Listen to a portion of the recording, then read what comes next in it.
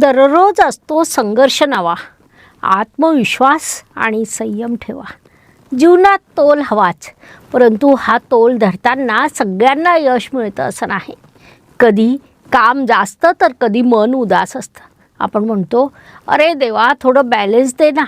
तूळ रास म्हणते, जे बॅलेन्स, सौंदर्य आणि नात्यांचा सुंदर समतोल राखणारी रास होय. या राशीचे लोक जिथे जिथे गोंधळ तिथे तिथे शांतता निर्माण करतात. आणि म्हणूनच जानेवारी 2026 हा महिना तुम्हाला सांगत आहे, तोल राखा पण स्वतःचा आवाज विसरू नका. तूळ राशीत आकर्षण आहे.